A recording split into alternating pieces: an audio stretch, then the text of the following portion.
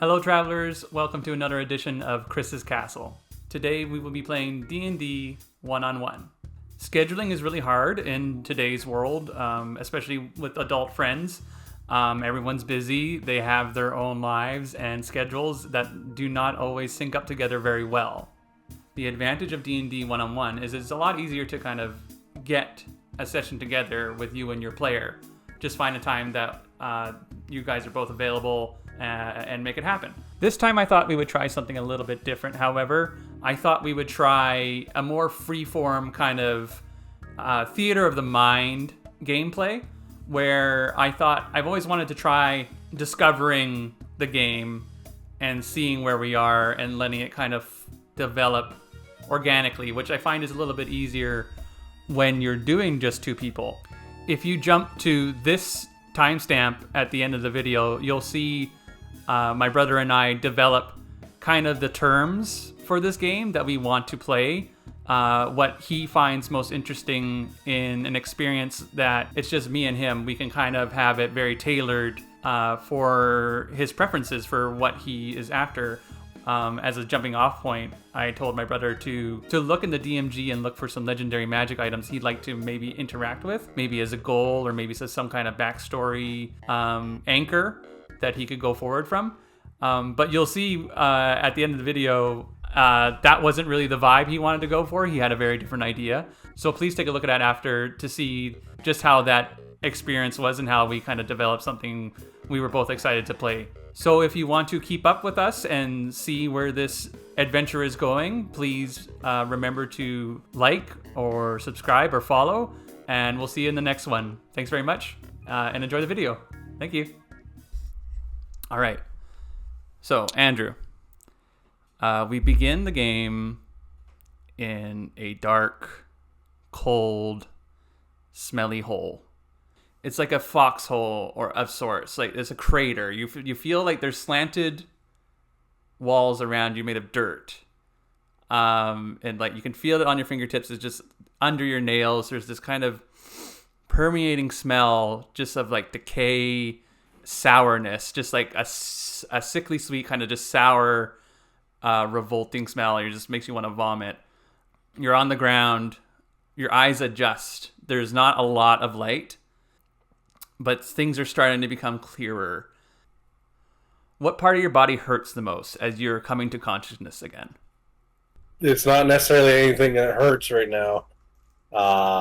I feel very anxious for being in this hole in tight space. I don't sit well here. Like it's not where I want to be. I want to climb out, but I don't know if I can. I feel stuck. Okay. You feel stuck. You're very nervous. You're very anxious. You realize as you're coming to why you're so anxious is that there's a fear running up your spine. You know something is coming after you. Something bad is coming this way right away. And you know if you don't move soon, it's going to be to your detriment. What is chasing you? I haven't seen it. I haven't got it. Could hear it. You haven't got a good look at it. No. But you've seen flashes or you've heard bits of it, and you know it's bad. What have you heard or seen that stands out most to you? It's big. It's definitely big. It's leaving craters as it's walking. It just doesn't seem natural, though. It seems almost like something has taken over it and is in control of it. Okay. So it acts. It doesn't act fluently as any other creature I've ever seen. It kind of shambles a little bit. You can feel the tremors. That's why your body is telling you need to get out of here. You need to move. You have to get out of this foxhole because it will be your death. It's still a ways off, but every now and then you just feel it running up your feet, up your legs, up your knees. Yeah. Just kind of a small tremor you feel in your chest. It's just like a dong, dong, dong. And you recognize from the patterns that it's searching for you. So it doesn't know where you are yet. So what are you doing right now? I am trying to figure out. I must have fallen into this hole in some way. I felt comfortable, but not. And now I need to get out of here. Is the sides strong enough for me? Do they cave in a bit as I'm trying to clamber out? Can I slowly pull myself up to see what is coming, or if there's anything around me? If there's other safe places I can dart to? Okay, this sounds like an investigation check. Okay. So what we're going to do is roll your d20. Okay. I got an 8. 8. So as the things are coming to you, what do you think you're best at as you kind of get a sense of your body again and what you're good at and what's natural for you? Do you feel like investigation is a strong suit, or do you think it's more of a survival check in terms of looking around and using your knowledge and wisdom and experience of like what kind of environment you're in? Or if you're even that experienced, maybe this is very frightening. Maybe you're very disoriented. Maybe this is the first time you've ever seen these things. Are you very new to the world in terms of like the apprentice classes, so like a level 1 to 3? Or do you think you're further along there, maybe 5 through 6, kind of those journeyman levels? It's kind of in between those. Okay. So I'd say apprentice to journeyman, but right in the middle. Okay, so you're not a newbie, and you're not the most experienced, but you know your way around a bush. Yeah, there you go. What score do you want for this wisdom check? I guess we'll say. It will use the standard array. You have a 15, 14, 13, 12, 10, and 8. Is wisdom one of your stronger ones, do you think? In terms of like survival and stuff. I'd say it's number 3. You think it's about third from the top? Yeah. Okay, so we'll put a 13 in that wisdom for now. We can change these later if we want. Yeah, no worries. 13, so it's a +1. So that brings your 8 up to a 9. With a 9, investigating the sides of the foxhole, you're not certain why it collapsed. You're just like, what happened? How did I get here? You can't find the answer for what made this unsafe in the first place. But you do recognize that the sides of the hole are firm enough that you can climb your way out. There's a little bit of grippage, a little bit of sand, but you can climb out. So I'll clamber up to the top and take a look and survey real quick to make sure like they're not, whatever it is not right on top of me, and if there's any logical place for me to scurry to, basically. Okay, make a perception check as you climb the hole. 13 this time. 13. So that brings it up to 14 with a +1 for perception. Now let me ask you this, Andrew, does your character have dark vision? Do you think the darkness is a normal environment for them, or is this something that's not great? And keep in mind, as you're doing survival, will it add to your survival tenseness of this game of not having dark vision, or do you need that little bit of comfort to like rely on that talent? I know I'm not going to race this, but my preferred race is shifter, and that's always will be. So whether or not I inherited that aspect. Well, say this. Roll a d20. I was going to say, yeah. Above 11 or higher, you have dark vision, and 10 below, you don't. Go. Let's do that. We'll leave it to the dice. We don't have dark vision. We don't have dark vision. That's a big no. 3. Okay, so as you step to the top of the hole, you survey, you take a look around, you notice that you are in a cavern of some sort. Fairly large, kind of tunnel-like. You see there's a couple stalagmites kind of blocking vision of a corner to your left. There's kind of a bend there, and then you're seeing a little, like the faintest bit of light is to your right, and it goes off into the distance behind more rocks. As you crest the top of the hole, then you look around, you hear the tremors around you begin to quicken. It seems as though it is locked onto something. Oh, shit. Okay, I can't think. I need to I go towards the light. Yeah, we're going towards the light. Okay, we're heading towards the light. It's very faint. It's as you approach the light, you see that looks like there's a cave opening ahead of you. It's a very long, kind of slightly winding cavern. The ground is unsteady, uneven. You roll your ankle on a couple turns as you're making your way that way. The tremors increase. The thing is in full running. You can feel the earth shaking around you. Just like doom, doom, doom, doom. Okay, so it's moving. It's moving. You're going to have to run out of here.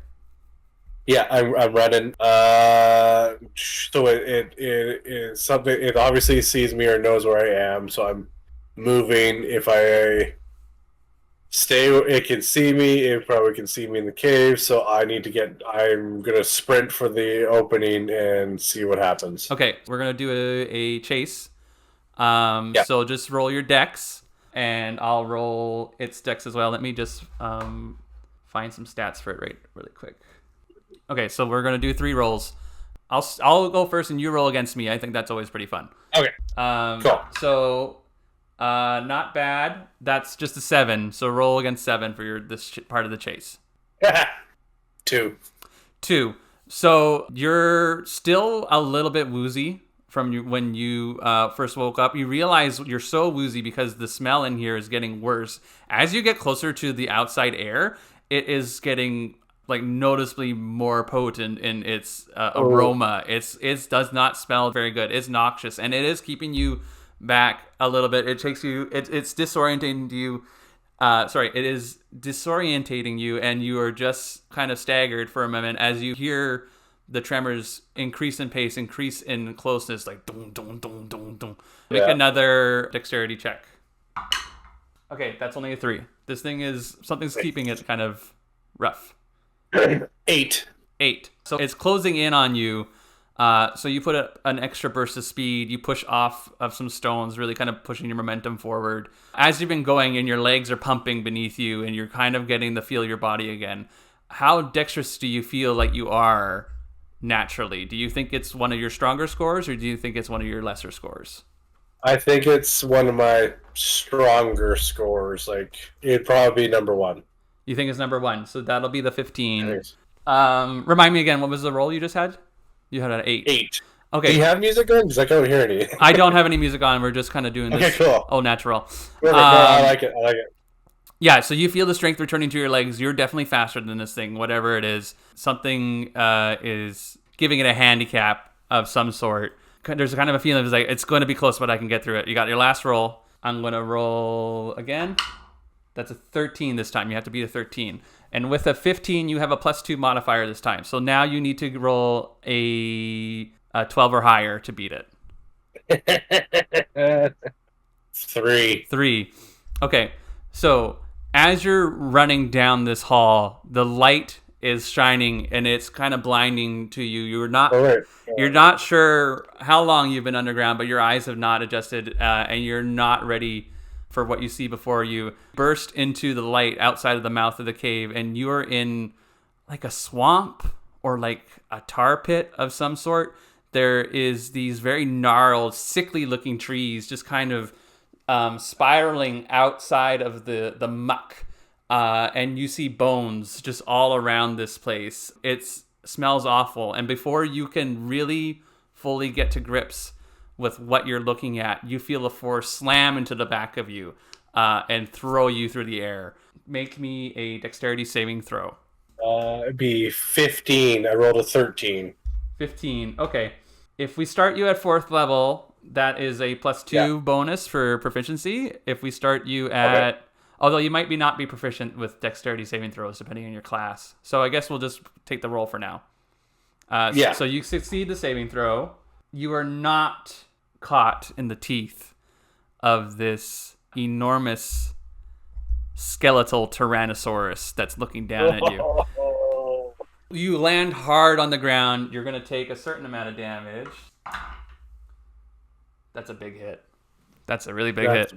That's wrecked. That's 765. So that's the math is 12 plus 6 is 18. You take 18 points of damage. Ouch. As the yellowed teeth kind of rip against your skin. You land on the ground, and you see this thing towering over you.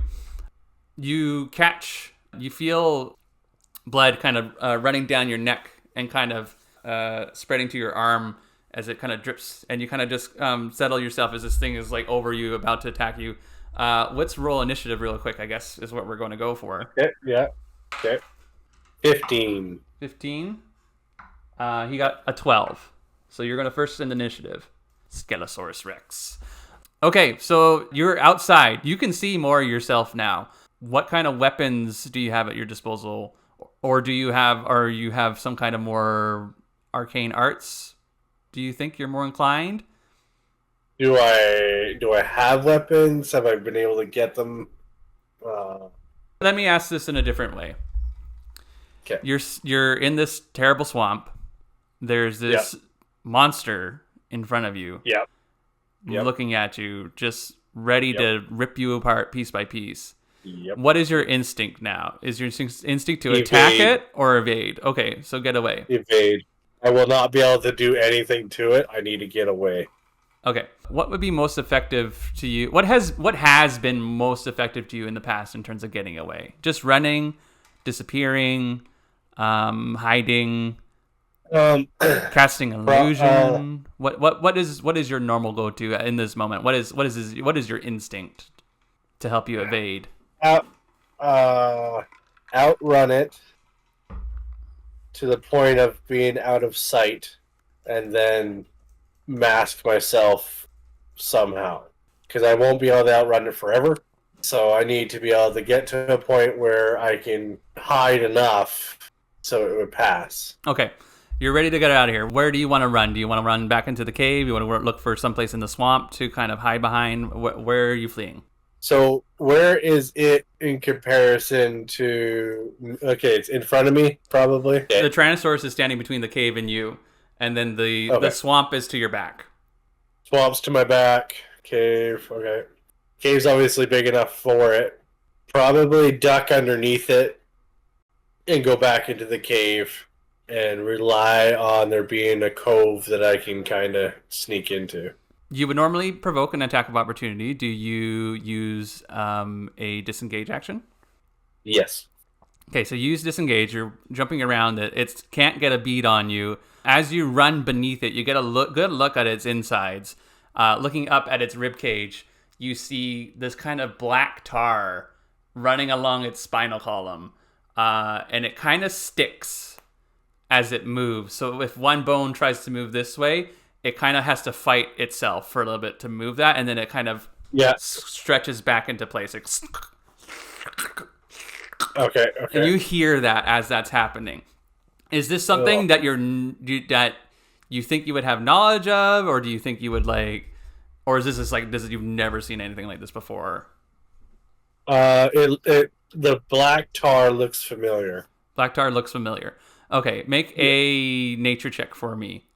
And you have a +1 with your wisdom. So 17, so 18. 18. So you have heard of this before. This is animate tar. Animate tar.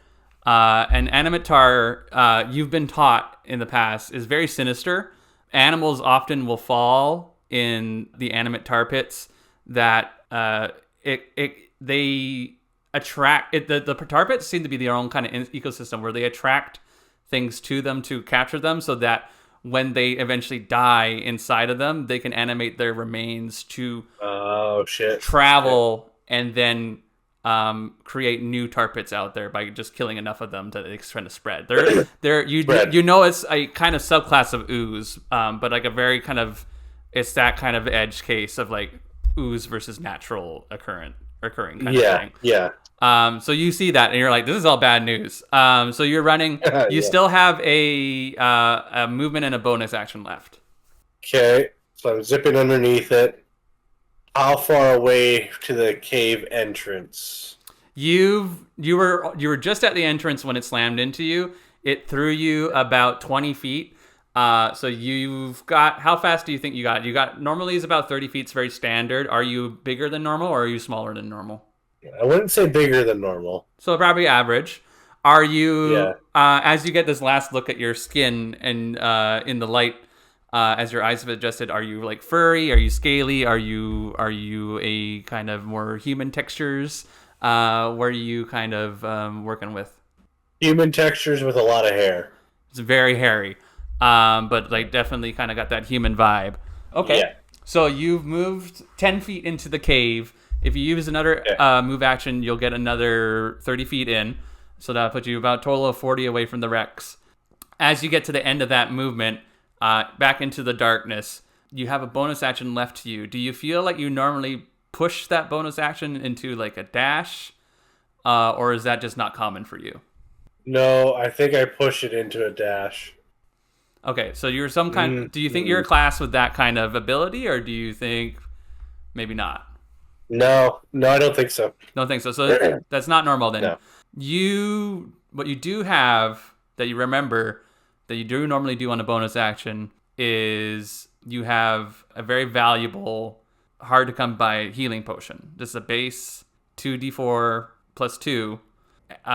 In this mode, I would like to play with the rule variant that I've seen is that a bonus action, drinking the potion, you roll for it, and a full action will give you all of it. And I think that's fair in this setting. Love it. I think it's really fair. Would you like to use the valuable healing potion in this instance for a bonus action? Bonus? No. Okay. I think now you took a pretty big hit. Do you feel like you still got some in you, or do you feel like you're near the upper end of hurt? Upper end of hurt, I think. Okay. Well, let's see. If I'm roughly at level your 18, nah, I think I still have some in me. You still got some in you? Okay. At least, I think to get to at least something that I can hide behind or something. Okay, so then we're finished with your turn. We'll move into the Rex's turn. You ran back underneath it. It senses you as you're going, so it immediately turns around, heads back into the cave. It uses this movement of 50 to close into you, so it catches up. It kind of leans forward, opens its jaw, and as it does so, in the faint light that's still visible to you, you see the tar substance kind of stretch out and try and clip you. Make a, what is this roll? This is going to be a strength saving throw. Yeah. It's too quick. It definitely gets on your arm. Now the question is whether you can pull away from it or not. 15. 15. Is strength one of your higher scores? Yeah. You've got a 14 and a 12 left on the higher end. 12. 12. Okay. 15 plus 1 is 16. You beat the 16. DC. So you pull away. It takes a big chunk of hair with it. It hurts like a motherfucker. And it kind of sucks back into the T-Rex. And it kind of like, you see it kind of like... it's very unnatural movement. Yeah, and it just it not only is the jaw kind of sticking as it pretends to taste you or like tries to relive tasting you, but also there's something inside that's deeply disappointed that it didn't get a bigger bite out of you. We are back to you as you are now trying to escape back further into the tunnel, and this thing is on top of you. Do you want to try and trigger another chase, or do you want to try and fight it out or something? Yeah, I'm gonna disengage. Can I go underneath it again and try to climb on it? I think disengage. Or is it? I'm still in its space, I guess. So. Yeah, I don't think it's necessary because like disengage is more about like I'm full on just leaving the space, and so it doesn't get any shots on you. I'm going back into its space. Okay, so this would just be a grapple check, I think, at this point. Okay. So let me roll my athletics first.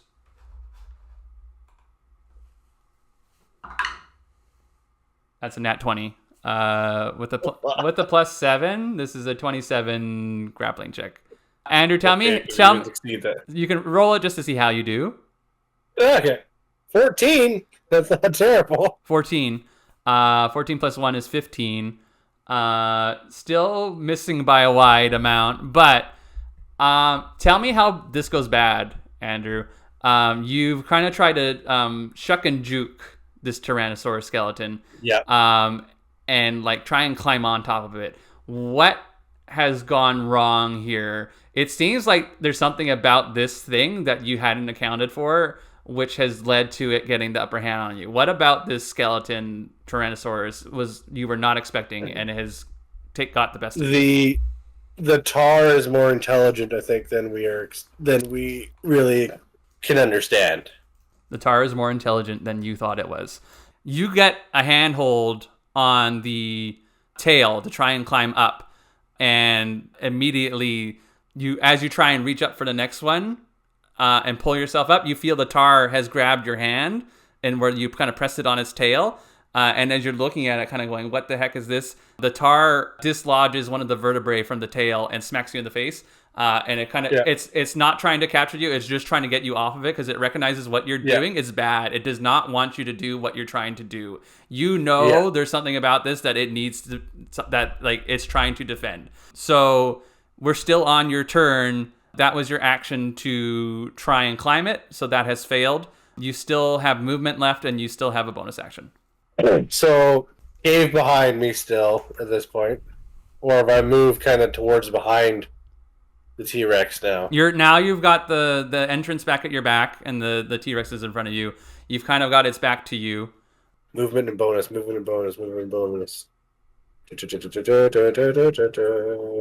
Think about it this way. Make a perception check for me. 17. 17 plus your, I think it's. What did we say your wisdom was? Your wisdom was 13, so 1, so 18 total? Yeah. 18 total. So as you back away after getting smacked by the defense of the tar, you got a pretty good look at the back of this T-Rex head, and you see there's this kind of pulsating, kind of orangish, vein-like protuberance, some kind of ball of thick tar that's a little bit discolored and glowing at the top of its neck, kind of at the base of its spinal column. So that looks okay. Do I have anything on me? I look around to see if there's anything I can grab and huck at that spot, basically, if I have something to try and hit it with. Okay. Make a perception check. Another perception check. Actually, let's 7 go. this time. 7. I want to go off of your last one because your last one was good enough. 17. 17 yeah, 18. Up to the 18. So you see the protuberance and you're like, I need a weapon. I need something to defend myself with. I need something. You look back to your left and you see what back at the cave entrance that you didn't have time to see before. There's like a old kind of rotting wagon of sorts.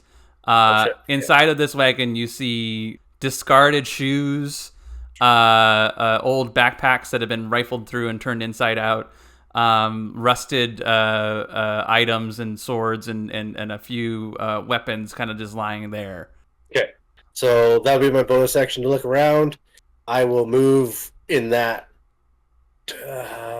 With your movement, you can get to the cart. I'll get to the cart. Getting to the cart, you see that most of everything is in pretty bad condition, except for one crossbow seems to be in one very good working condition. Okay. I pick that up, and that's probably my turn. Okay, you snatch that up. You have a working crossbow. We're going back to the T-Rex. T-Rex slowly shambles around, turning back to lock in on you. Yeah, I think the most simplest thing is it's going to close in on you once again. Just kind of launching over you. This time it's going to try to bite you, try and come down on you, and grab you that way rather than rely on the tar. So let's roll. That's 24 to hit. So that'll hit whatever your armor class is. We're not sure at this moment. Yeah, but it hits you. As far as I know, I'm naked. So we'll do another. Damn, this one hits hard. The last one hit hard. So. You know what? Instead of rolling this, because we're a little bit amorphous right now with what we've got left, I'm going to say that almost does you in. You feel like you're on the edge of consciousness as these jaws close around you, raise you up into the air, and you've got it's like I'm blanking. Yes, Dennis. No, I know what you're talking about. I think it's Dennis Quaid and Braveheart, where he's in the mouth. No, Dragonheart. Dragonheart. And Dragon. I always get that. Yeah. So just like that, you've got a clear view of all these teeth around you, and it's a horrid smell. The smell is worse than it's ever been, just permeating your nose. as this glowing orange bulbous thing is right in front of you, and like the tar reaches out and just like it gets you on the shoulders and like slowly kind of crawling up to your neck. This is about it. If you don't do something quickly, this is the end of the story, and we make a new guy next time. It is your turn. You have a working crossbow in your possession, and your arms are inside this T-Rex mouth. I'm gonna try and struggle and turn it to the globe.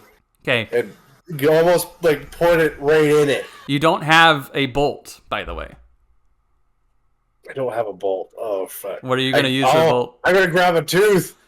Okay, make a. Rip a tooth off of this thing. As you pull the tooth, one of the strands of tar is holding. It sees what you're doing. There's. This is more intelligent than you thought it was. Make another. This will be an athletics roll. The tar does not have the strongest athletics, so let me roll first, and then you can roll against it. This will be a box of doom after this, because oh my god. Oh no. You nat 20? I did nat 20. However, I'm giving it disadvantage because you're trying to get a tooth it doesn't usually stay there on its own anyway. But it's also not the most important part of the structure. There won't be as much tar as there normally is at like the big arm joints or in the legs kind of thing. So these strands are not as good, and you've got all of your body weight to kind of pull against this thing. So I'm gonna roll in there one more time with disadvantage. Man, it's a 19. This thing really wants. You gotta beat a 19.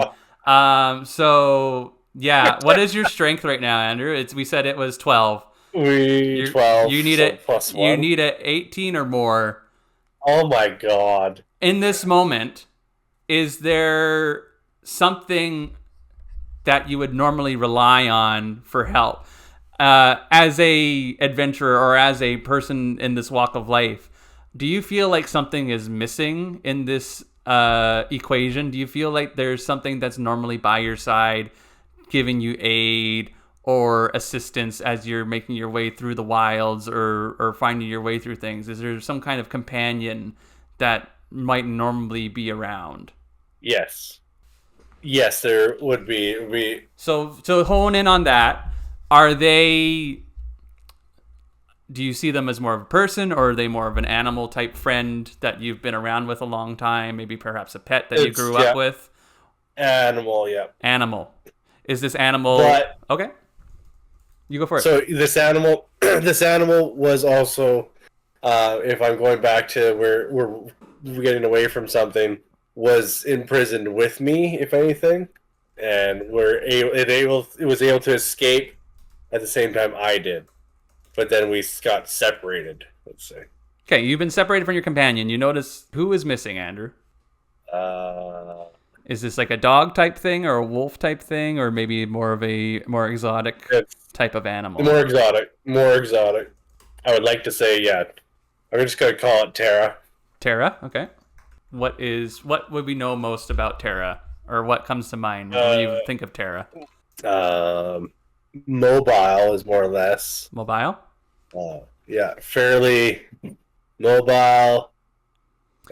Is Terra... kind of large. Oh, go ahead.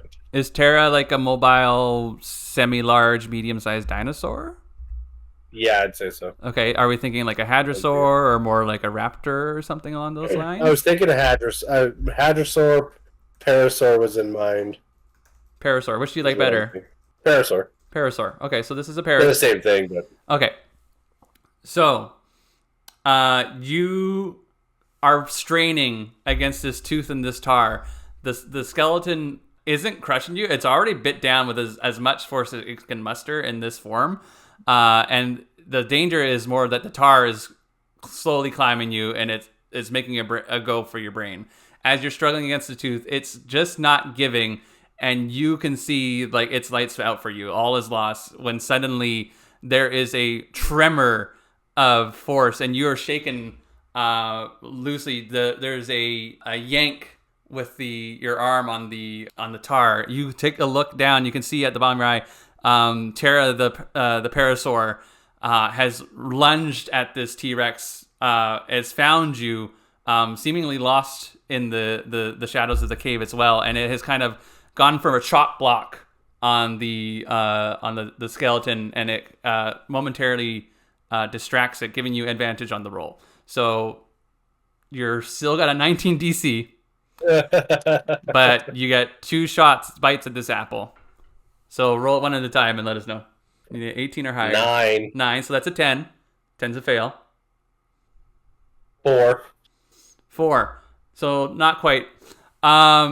You feel the tooth slip from your hand. You have it so close, and it is retracted from your grip back into the rows of teeth of this T-Rex, and the ooze, the animate tar, begins to kind of climb up your face, up into your nose, covering your eyes, and you are just consumed with this gross, horrid smell of just rot. You feel like your brain is rotting from the inside almost. It's just all is lost, and you just hear the last kind of sorrowful cries of Terror the Parasaur below you and all around you at once almost. And just like...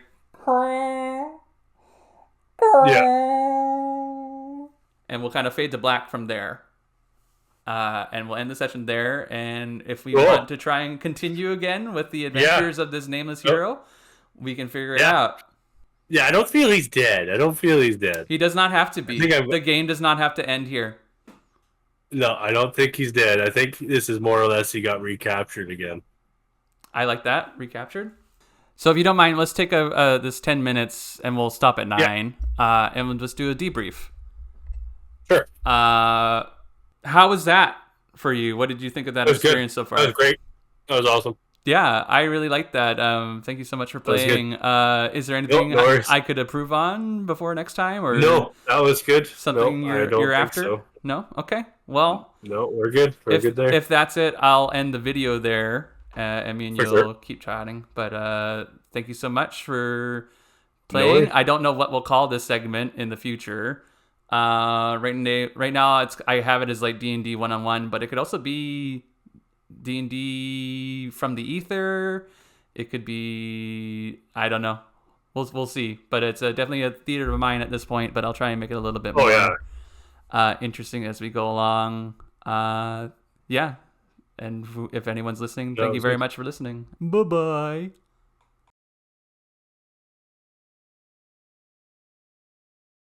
So can I just spitball with you right now? Yeah. And what I would like to get out of a game is a very survival aspect of like having to survive more of the nature aspect than bandits and things like that. Like it's me against the world, not I'm going through it and like, oh, I'll fight this bandit group here. Oh, there's a dragon coming. But no, what about the day-to-day on I need to find food. I need to make sure I have enough food. I need to make a shelter. I need to survive in that shelter. What about the creatures around me? Are they going to attack me while I'm here? Do I make a fire? Do I not make a fire? What's the weather like? Okay, so I'm hearing a lot of survival, a lot of against the elements, against nature. Do you envision kind of this, what I'm seeing in my head is a lot of like Gohan, that first Saiyan arc where he's surviving in nature and he's slowly getting stronger as Piccolo's left him alone to fend for himself. Do you see something similar in terms of like power leveling? That is akin to it, yes, I would say. Or it's more... Or is it more like Hatchet, where like you're out there with just what you got? Okay, yeah. I don't know. It's up to you. Too. Yeah. So I've always been interested in... Well, you know, I like... My favorite game is Ark, and I like the survival crafting of all that, and dinosaur taming and all that jazz. So it's more or less doing the survival crafting and being survival and making your way through that world. Not necessarily this is how I'm going to level up, but I need to, here's my home base. Okay, now I need to go over here or trade over there or whatnot and figure out what my surrounding is. Okay. What I can use. You know what I mean? So you're thinking more of a journey, like kind of through nature, through the elements, through the forest, through the dark forest or whatever. Yeah. I heard you say dinosaurs. Are you interested in dinosaurs with this kind of thing? Oh, always. All right, Yeah, let's always. put some dinosaurs on the table. Like a taming kind of aspect, or taming, or like animal companion in some way. Animal companion. So a thing with a lot of survival games and hardcore that I hear about, there's an aspect, is rules in the game that we don't see a lot of, is like hardcore mode, in terms of like there's no magic healing, there's only like a long rest is like a couple weeks, and then a short rest is a day or something like that. Yeah. Or no, that's what it is. It's like I think it's a short rest is a day and a long rest is a week kind of thing. So if you have spells or anything like that, none of that comes back until you've had a proper rest kind of stuff. Oh boy. So really, the spell classes kind of might hinder in this kind of area unless they have another means of things. Yeah, or you just play it in a way to like, we just ban certain spells. Like there's no good berry from the druid and things like that to kind of. Yeah, because that would just survive everybody. Yeah, cure. I feel like, purify food and water isn't so bad if you like do it as a ritual, or like if you. But if you don't want it, like in terms of like hardcore, like it could not be that. Spells, they are broken, and in these scenarios, you have to really be cautious of what you use and your resource, right? So, I have this amazing spell, even if it's good berries, you can't cast it again or whatever for X amount of time, or it only lasts for so long. Yeah, because you won't get that back until a long rest if it's. Or less. Exactly. Because like good berry is not a cantrip; that's a spelled slot. It is a spell slot. It's a spell slot. You have to be careful. Right, so you're only limited to those things. Okay, so for this, it doesn't just come back. For this scenario, we don't have to stick with this if we don't want to. If we find we're not liking it, but do you want to start with let's go hardcore mode? Sure. So hardcore mode will be a short rest is a day, and a long rest is a week. So you can still take a spell to class, and things like that. It's just going to take longer for those resources to come back. I don't think that's breaking the game too much. Yeah. And as we come across, we can always feel it out. We can feel it out, and as we come across games, spells and stuff like that, we can do it case by case. Let's get a little bit more of the world real quick, just to go off of, and then we'll go into kind of this free flow mode that I was going to do, where we discover your character and things like that. What environment are we traversing? Are we going through the Forbidden Forest? Are we going through like a jungle? What kind of what's the base? It doesn't have to be a mono environment. I will add stuff to it, but like I would like a base of like what you're thinking. Like what's your challenge here? What I'm thinking, it is a cross journey. So, and it's going to be multi-biome journey. Like it's not necessarily going to be one, like, okay, we're going through the forest kind of thing and there we are, or this big forest, but it would most likely be go through forest to like meadow and then probably mountainous. To me, I see it as a journey, like a long journey. It's going to be through different elements, and most likely it's a good chance you're going to die, and if you don't change the way you're doing things in certain places. Okay, so do you see this more as like a cross country kind of trip, in terms of like we're going from the Shire to Mordor? And that's what I see it. Yeah, it would be akin to that, I would say. We're going to get a little bit of everything kind of stuff. Yeah. All right. Well, then there'd be civilization at that and certain points of it, depending on how. Okay. Well, civilization we'll call it, I guess. If you describe your starting point, you don't name anything right now, but like if you describe your starting base, your Shire, so to speak. What does that look like? Is that like a fishing village? Is that an island? Is that a mountain village? Is that some sort of city? Where would you like your base to start? We don't have to start the game there. I just want to know where the journey is going. It would be probably a... Are you going from the bad place to the good place? Are we already leaving Mordor and we're heading to the good place? Are we going the other way? Are we going from a very safe place to kind of a dangerous I like place? that. I like the danger to good, or you're trying to get away from something. That's not a bad idea. I think the theme of escape really lends itself to a survival game. I think, like instead of like it really does. Like, because now you've freed yourself from whatever took you. Mhm. Maybe it was you were enslaved, or they're taking you for a sacrifice or something that way, and you managed to free yourself. And maybe you tried to free some of your friends if you knew them. Maybe you don't. I don't know. And now you're trying to get away. It's one thing to get out. It's another thing to get away, and then another thing to survive and keep staying away. I guess that also would put in some urgency too. Is you can't stay in one spot because they're after you, kind of thing. Maybe Very cool. that's crazy. Sounds tense. Sounds thrilling. What is the bad place, Andrew? What is the bad place? And you can be vague. You don't have to be super specific. But like, what are when you think about the bad place? What are things that jump out at you right now? Being enclosed, I guess. It jumps out. It seems like it's a very hot place, dirty and dark, I guess. Okay. Could be very polluted, maybe, in some way. Corrupted. Yeah, that's a good one. Is there any other aspects of like this little game you would want to try? You would want to get out of before we start? Because I want to get a good almost hour into play. No, I think it's pretty much out there, I think. Okay, then let's start this. Content.